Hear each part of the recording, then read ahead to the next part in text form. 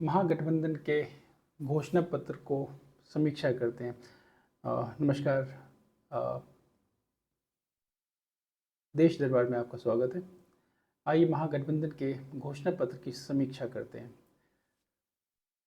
ये रहा उसका पहला पेज और यहाँ आप देख सकते हैं राहुल गांधी की फ़ोटो लगी पड़ी है और ये बेसिकली तेजस्वी प्रण का नाम दिया इन्होंने। और देखते हैं मुख्य बिंदु क्या क्या है इसके प्रस्तावना में, क्योंकि काफ़ी ज़्यादा पेजेस हैं तो पूरा सारे पेज को पढ़ना पॉसिबल नहीं हो पाएगा। 30 पेजेस हैं और इतने पढ़ना पॉसिबल नहीं। 31 पेजेस हैं और लास्ट के पेज में किन लोगों ने अपनी मेहनत करके ये घोषणा पत्र तैयार किया उनका नाम है मनोज झा, सुधाकर सिंह, अनवर पाशा, सुबोध मेहता, अमिताभ दुबे। ये कुछ कांग्रेस के हैं, कुछ आरजेडी के हैं, कुछ सीपीआई एमएल के हैं, कुछ सीपीआईएम के हैं, वीआईपी के हैं, सीपीआई के हैं। तो सब लोगों ने मिल के 14 नेताओं ने या 14 लोगों ने मिल के एक घोषणा पत्र तैयार किया है। एक कलेक्टिव वर्क दिखता है कि ऐसा नहीं कि किसी एक दल ने अपनी घोषणा पत्र थोप दिया है जनता पे, ऐसा नहीं लग रहा है। ये लग रहा है कि कलेक्टिव एफर्ट है। आइए देखते हैं शुरू से। शुरू में इन्होंने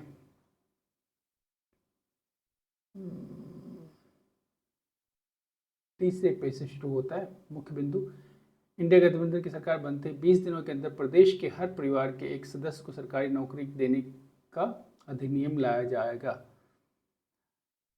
सभी जीविका सीएम कम्युनिटी मोबाइलाइजर दीदियों को स्थायी किया जाएगा और उन्हें सरकारी कर्मचारी का दर्जा दिया जाएगा। उनका वेतन 30,000 रुपये प्रतिमाह निर्धारित किया जाएगा। साथ ही उनके द्वारा लिए गए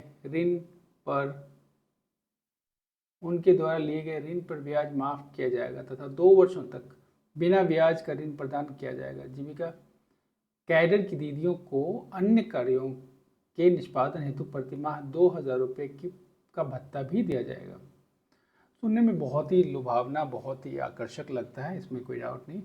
सभी संविदा कर्मियों और आउटसोर्सिंग पर कार्यरत कर्मचारियों को स्थायी किया जाएगा। ओके, जो कॉन्ट्रैक्चुअल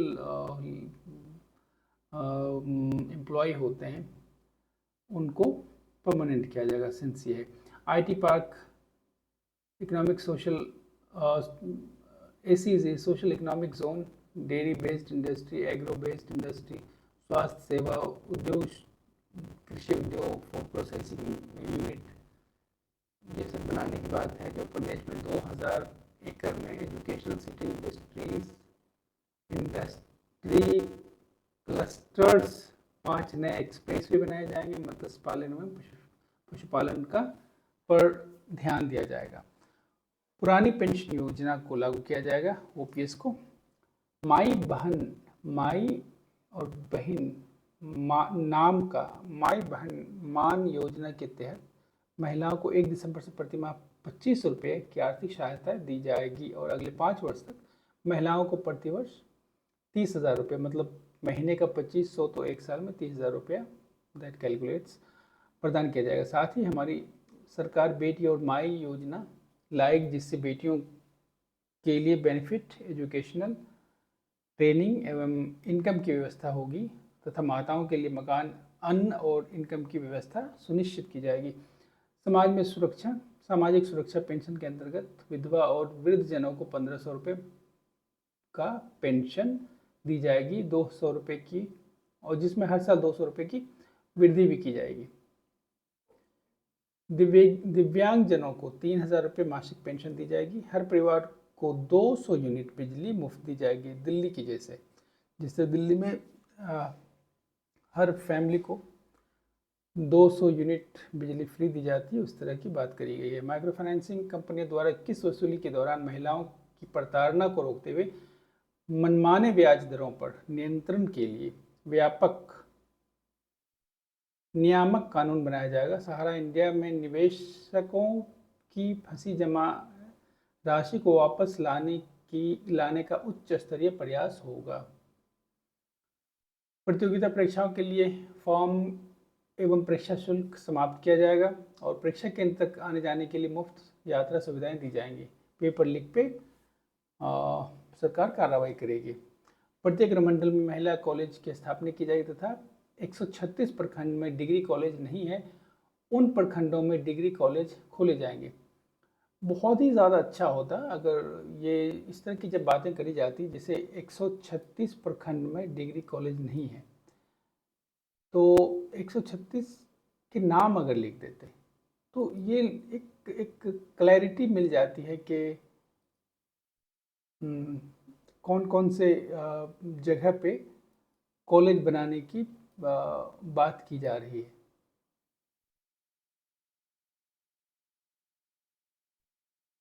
कौन कौन सी जगह पे कॉलेज बनाने की बात की जा रही है। चलिए, शिक्षकों,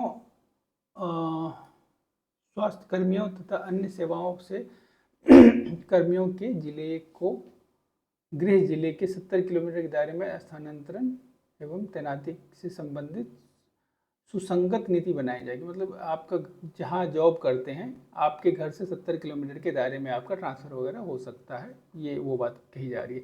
किसानों को न्यूनतम समर्थन मूल्य पर सभी फसलों की खरीद की गारंटी दी जाएगी और मंडी बाजार समिति को पुनर्जीवित किया जाएगा। प्रमंडल, अनुमंडल और प्रखंड स्तर पर मंडियाँ खोली जाएंगी।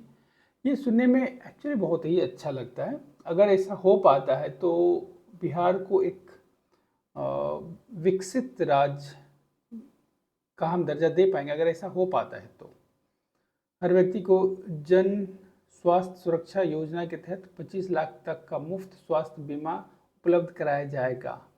अभी तक मोदी सरकार 5 लाख तक की बात कर रहे हैं। मोदी सरकार में 5 लाख तक के मेडिकल इंश्योरेंस की बात हो रही है, यहाँ पे ये 25 लाख तक की बात कर रहे हैं, जो कि अगर ऐसा होता है तो 25 लाख में मुझे नहीं लगता कि कोई बीमारी बचेगा, सारी बीमारी कवर हो जाएगी। बस ये कि ये ऐसा कर पाएँ। स्वास्थ्य व्यवस्था को ज़िला स्तर पर अपग्रेड किया जाएगा और ज़िला अस्पतालों और सभी मेडिकल कॉलेज में सुपर स्पेशलिटी सुविधाएं एवं विशेषज्ञ डॉक्टर की नियुक्ति सुनिश्चित की जाएगी। एक्चुअली बिहार में डॉक्टरों की कमी बहुत ज़्यादा है, तो ये सुनने में अच्छा लगता है। अगर हो पाता तो बहुत ही अच्छी बात है, लेकिन ये प्रैक्टिकली पॉसिबल नहीं लगता है ये हर ज़िले में इतना करने के बाद जो है। मनरेगा में मौजूदा 255 दैनिक मजदूरी को बढ़ाकर 300 रुपये किया जाएगा। 255 एक्चुअली में बहुत कम है, 300 भी कम है। ये तो एक दिन काम करने का अगर दिहाड़ी 300 रुपये बनता है तो ये तो कुछ है ही नहीं, बहुत ही कम है। फिर भी 255 से थोड़ा सा ज़्यादा है। और 100 दिन के कार्य को बढ़ाकर 200 दिन किया जाएगा। साथ ही बिहार सहित पूरे देश में मनरेगा मजदूरी 400 सुनिश्चित करने के लिए केंद्र सरकार पे दबाव बनाया जाएगा। चलिए, तो केंद्र सरकार मानेगी कि नहीं मानेगी ये केंद्र सरकार पे निर्भर करता है। अति पिछड़ा अत्याचार निवारण अधिनियम पारित किया जाएगा।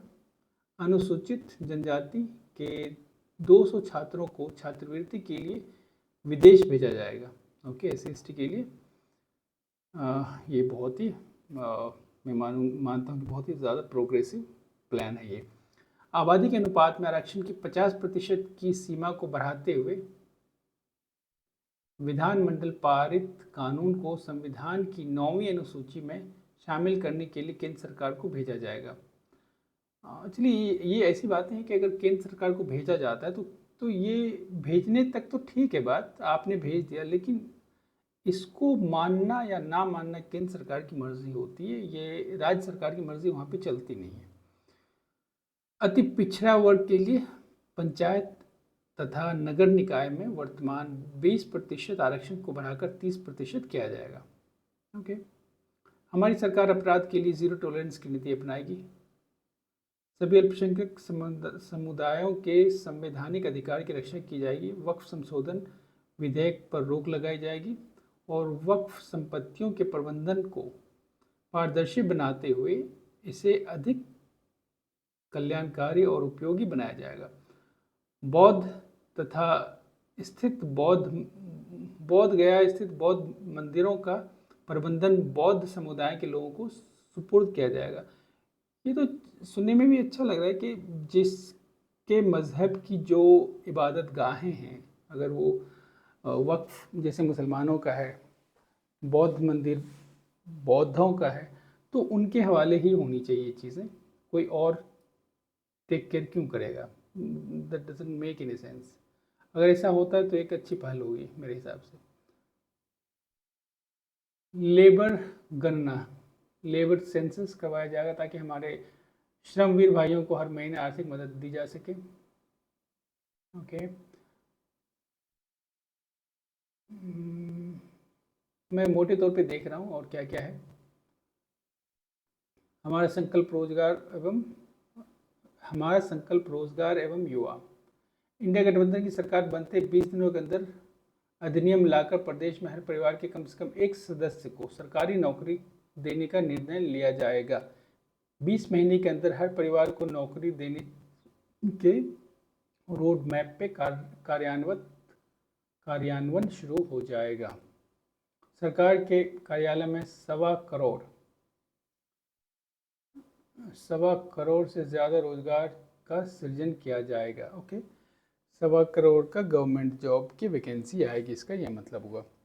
रोजगार में बिहार के निवासियों की प्राथमिकता सुनिश्चित करने के लिए सुसंगत डोमिसाइल नीति लागू की जाएगी। ऐसे बिहार में बाहर वाले बहुत ही कम आते हैं। यूपी के कुछ लोगों को मैं जानता हूँ जो बिहार में टीचर बन के पहुँचे हैं, अदरवाइज़ बिहारी ही दूसरे स्टेट में भरे पड़े हैं। तो एनीवे, चलिए ये भी अच्छी पहल है। ग्रेजुएट एवं पोस्ट ग्रेजुएट युवाओं को प्रतिमाह 2,000 और 3,000 बेरोजगारी भत्ता दिया जाएगा। ये सुनने में अच्छा है, लेकिन पता नहीं ये प्रैक्टिकली पॉसिबल है कि नहीं और पाएगा कि नहीं, इस पर डाउट है मुझे। संविदा कर्मचारियों को चरणबद्ध तरीके से स्थायी किया जाएगा, मतलब कॉन्ट्रैक्चुअल जॉब जिनकी भी है उनको सिलसिलेवार तरीके से उनको परमानेंट किया जाएगा। सभी शिक्षा मित्रों, टोला सेवकों, तालीमी मरकज़ और विकास मित्रों की सेवाएं नियमित कर उन्हें सरकारी कर्मचारी का दर्जा देने की पहल की जाएगी। आउटसोर्सिंग प्रणाली समाप्त की जाएगी।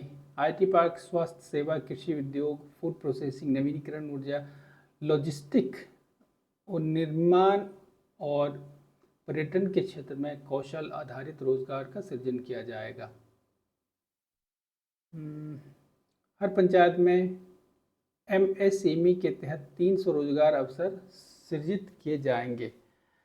हर पंचायत में 300 रोजगार के अवसर सृजित किए जाएंगे। तो अगर ये सिर्फ यही चीज़ प्रैक्टिकली पॉसिबल हो पाता है तो मैं मानता हूँ कि अगर ये हो पाया, सुनने में बहुत अच्छा लगता है, अगर ये हो पाया तो प्लान मैं मानता हूँ यहाँ से बहुत हद तक रुक जाएगा, जिस पे मैं मानता हूँ तकरीबन सारे दल, चाहे वो बीजेपी एनडीए हो या महागठबंधन हो या पीके की पार्टी हो, तीनों इस बात पे फोकस तीनों लोगों ने इस बात पे फोकस किया है कि प्लान को हम रोकेंगे, जितना ज़्यादा पॉसिबल हो रोकने की कोशिश करेंगे।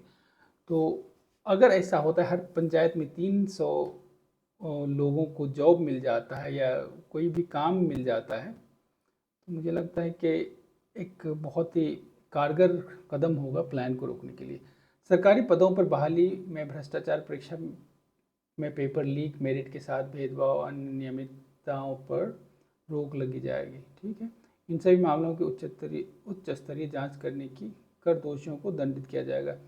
विद्युत मानव बल पर आपदा मित्रों का नियमित कर्मी का दर्जा दिया जाएगा। विद्युत मानव बल और आपदा मित्रों को नियमित कर्मी का दर्जा दिया जाएगा। दिव्यांगों के लिए कुछ घोषणाएं हैं। दिव्यांगों को विशेष पेंशन 3,000 रुपये पर मंथ दिया जाएगा। हर पंचायत में दिव्यांग मित्र की नियुक्ति की जाएगी। पैरा ओलंपिक जैसे स्पोर्ट्स के लिए बिहार के दिव्यांग खिलाड़ी को निखारा जाएगा। फिर बिहार स्पोर्ट्स में मुझे लगता है बहुत पीछे है, इस पर बहुत ज़्यादा काम करने की ज़रूरत है, सिंपली दूसरे स्टेट के मुकाबले या उनके स्टैंडर्ड में आने के लिए। मैं वर्ल्ड स्टैंडर्ड की बात नहीं कर रहा हूँ, मैं सिंपली दूसरे, अगर मैं हरियाणा से कंपेयर करूँ बिहार का, तो हरियाणा स्पोर्ट्स में वे बेटर है बिहार से। तो इसमें तो बहुत बेसिक लेवल पे सुधार करने की ज़रूरत है, तभी ये काम होगा और इट विल टेक टाइम। आगे देखते हैं। शिक्षा में सुधार,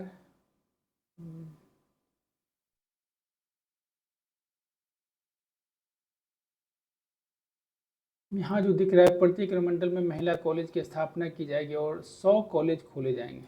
कुल 100 कॉलेज खोले जाएंगे। पटना में सावित्रीबाई फुले फातिमा शेख महिला महाविद्यालय की स्थापना की जाएगी। दलित एवं ईबीसी के लिए प्रत्येक जिला में आवासीय विद्यालय तथा सभी अनुमंडल और जिला मुख्यालय में दलित ईबीसी बालिकाओं के लिए छात्रावास की सुविधा उपलब्ध कराई जाएगी। नवोदय विद्यालय के तर्ज पर प्रत्येक अनुमंडल में कर्पूरी ठाकुर आवासीय विद्यालय की स्थापना की जाएगी। अति पिछड़ा, अनुसूचित जाति, जनजाति तथा पिछड़ा वर्ग के छात्रों के लिए छात्रवृत्ति राशि में बढ़ोतरी कर नियमित किया जाएगा। साथ ही टैबलेट वितरण और ई लाइब्रेरी की स्थापना की जाएगी। निजी स्कूलों और कोचिंग स्थानों के फीस संचालन के नियमों के लिए कानून बनाया जाएगा। शिक्षा क्षेत्र में संविदा प्रणाली समाप्त की जाएगी। कॉन्ट्रैक्चुअल जॉब एजुकेशनल फील्ड में नहीं रहेगा। इसका मतलब एडहॉक पे टीचर, एडहॉक पे प्रोफेसर जो होते हैं वो नहीं रहेगा, मतलब सबको परमानेंट किया जाएगा। स्टूडेंट क्रेडिट कार्ड की सीमा 4 लाख से बढ़ाकर 8 लाख की जाएगी और SC, ST, OBC एवं EWS छात्रों के लिए यह सीमा 10 लाख तक की जाएगी। गरीबी रेखा से नीचे के छात्रों को विदेश में शिक्षा हेतु 25 लाख तक का ऋण दिया जाएगा। सभी स्कूलों और कॉलेज के रिक्त पदों को तुरंत भरा जाएगा। शिक्षकों को गैर शैक्षणिक कार्यों से मुक्त रखा जाएगा। मतलब टीचर को जैसे कई बार पोलियो की दवाई पिलाने के लिए या जनगणना करने के लिए या किसी दूसरे एजुकेशन इलेक्शन ड्यूटी पे लगा देते हैं तो उससे बचा के रखा जाएगा। मतलब टीचरों को सिर्फ पढ़ाने का काम दिया जाएगा। ये जो है कि क्रेडिट कार्ड की लिमिट बढ़ाकर 4 से 8 लाख किया जाएगा। स्टूडेंट क्रेडिट कार्ड पता नहीं ये किस लेवल तक काम कर पाएगा। ये योजना सुनने में अच्छा लगता है, लोगों को फाइनेंस की समझ होनी चाहिए पहले, और बिहार मुझे नहीं लगता कि अभी इतना तैयार है इस चीज़ के लिए। खैर ये तो वक्त ही बताएगा। वैसे 5 साल की बात है, ऐसा तो है नहीं कि ये चीज़ें आते ही ये चीज़ शुरू कर दी जाएंगी। It will take time. Okay, आगे देखते हैं। मदरसा में शिक्षकों की भर्ती के साथ साथ आधुनिक बुनियादी ढांचा विकसित किया जाएगा। लाइब्रेरी को अपग्रेड करके नई लाइब्रेरियों की स्थापना की जाएगी। मदरसा शिक्षा में गुणवत्ता सुधार के लिए ठोस कदम उठाए जाएंगे। कक्षा 8 से 12वीं तक सभी गरीब छात्रों को निःशुल्क टैबलेट प्रदान किया जाएगा। ओके, शैक्षणिक पर्यटन एजुकेशनल टूरिज्म को बढ़ावा देने के लिए प्लान रोकने के लिए विशेष एजुकेशनल सिटी का निर्माण किया जाएगा। पेपर लीक वगैरह पे लगाम लगाया जाएगा। आगे बढ़ते हैं।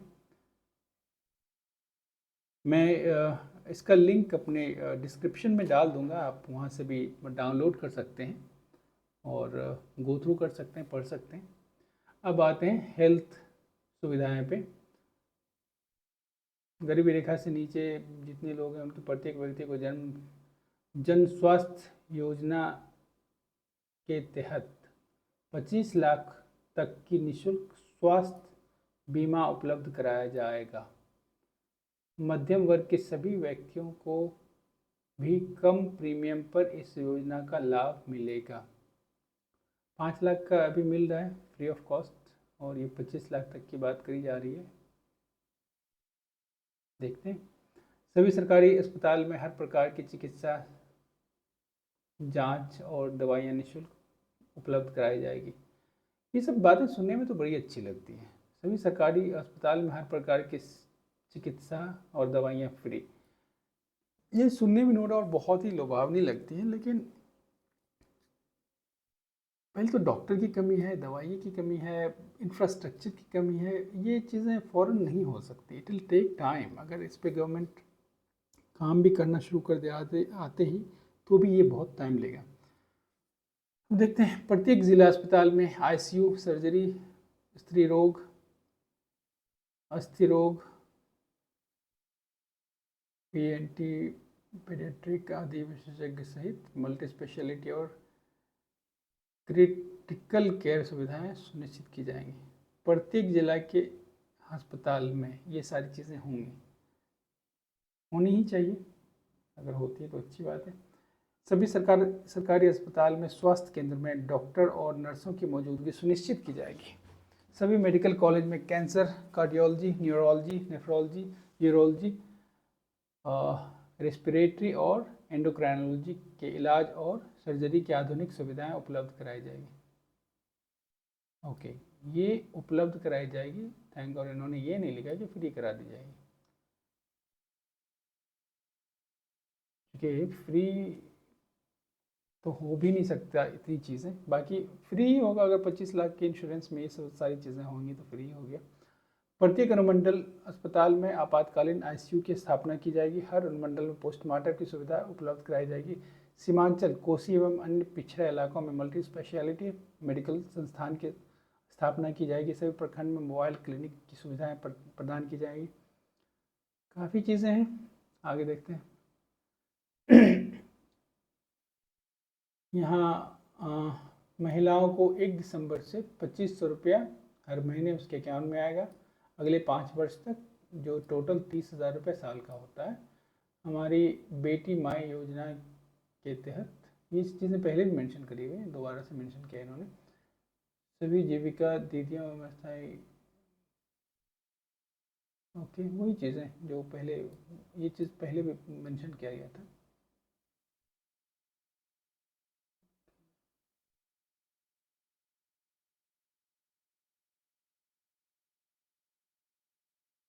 कानून व्यवस्था में सुधार, अपराध मुक्त बिहार,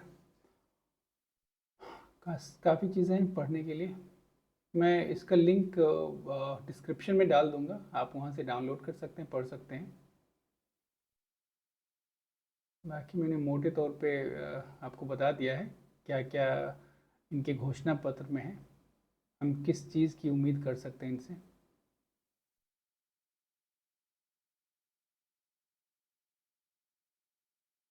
मजदूर वर्ग के लिए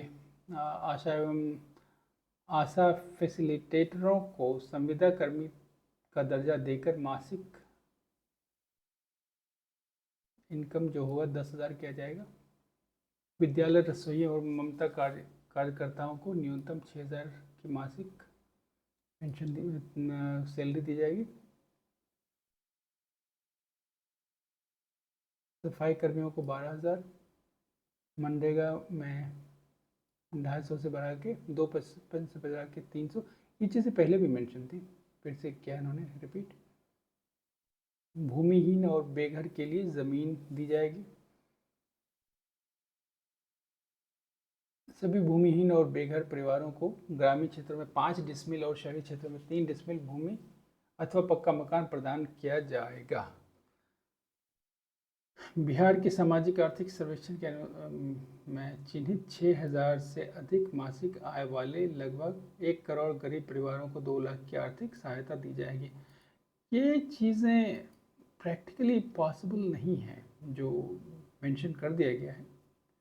बाकी देखते हैं वक्त के साथ क्या होता है, क्योंकि हम किसी एक पार्टी से ये उम्मीद तो नहीं कर सकते हैं कि जिसने जो भी पार्टी हो और वो जो भी घोषणा करती है और ये हम सोच लें कि वो बिल्कुल पूरा करेगी, ऐसा तो होता ही नहीं है।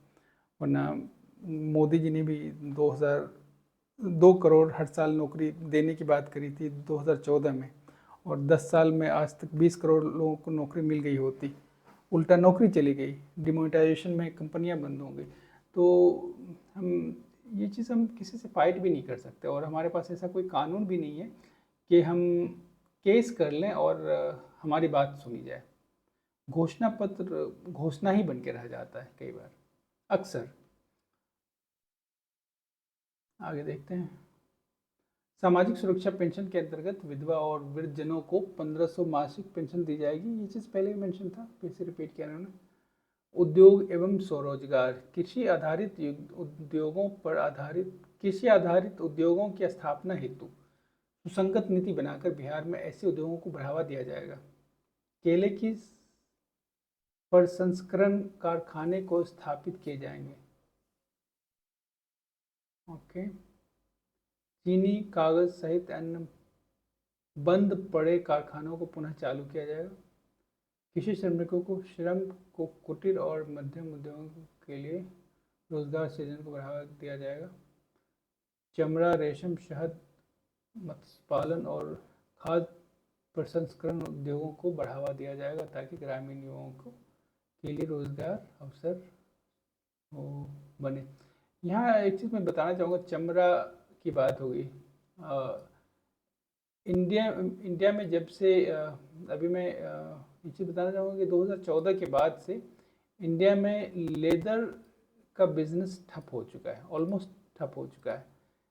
जब से ये बिजनेस इस श्रेणी में आ गया कि मानव जो लोग हैं वो गौ तस्करी या जानवर की तस्करी करके ये बिज़नेस फलता फूलता, इस तरह की अवधारणा बनाई गई और लोगों को पीटा गया, तो लोगों ने इस बिज़नेस से खुद को अलग कर लिया। तो भी चमड़ा उद्योग तो मुझे लगता है इंडिया में सबसे ज़्यादा बैडली इफेक्ट हुआ इस अवधारणा से। और देखते हैं आगे, ग्रामीण एवं शहरी विकास।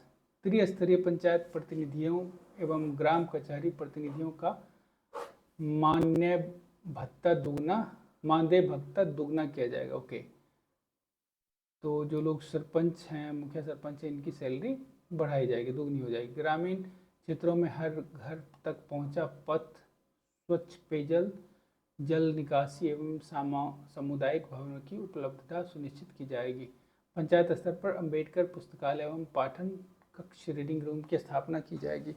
शहरी आवश्यकताओं की पूर्ति और योजनाओं के समन्वय के लिए Bihar urban development authority BUDA की स्थापना की जाएगी। ओके, खेलकूद और मनोरंजन के लिए सार्वजनिक मैदान तथा पार्कों का निर्माण किया जाएगा। देखते हैं आगे, सांप्रदायिक सौहार्द एवं अल्पसंख्यक अधिकारों की रक्षा। पूर्व सैनिक के लिए कुछ कार्यक्रम है।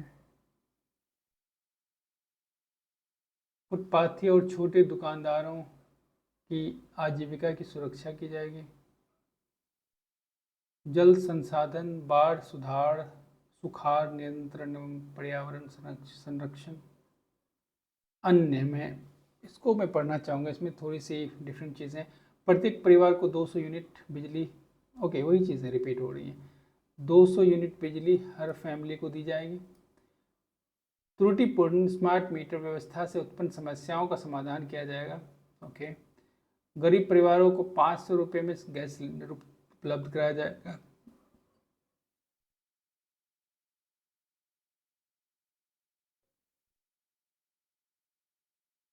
ओके,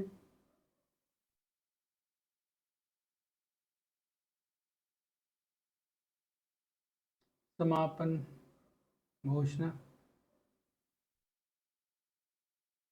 कुल मिला के ये एक बेहतरीन घोषणा पत्र मैं मानता हूँ, क्योंकि इसमें बिहार में जो भी प्रॉब्लम्स हैं, सोशल लेवल पे, फाइनेंशियल लेवल पे, एनवायरमेंटल लेवल पे, हर चीज़ इसमें कवर करी गई है।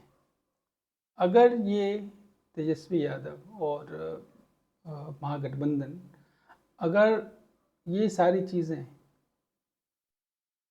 करने में, पूरी तो नहीं कर पाएगी कभी, ऐसा नहीं लग रहा मुझे, अगर इसका 50% भी कर लेती है तो मैं मानता हूँ कि 2030 में जो इलेक्शन होगा उसमें फिर से लोग महागठबंधन को ही चुनेंगे। इस बार तो चुनेंगे ही। अगर इस बार जीत के अगर इसका 50% भी काम कर पाए तो भी लोग 2030 में महागठबंधन को ही चुनेंगे। बाकी आपको कैसा लगा घोषणा पत्र, हमें कमेंट बॉक्स में ज़रूर बताइए। अपना और अपनों का ख्याल रखिए। Bye bye, take care.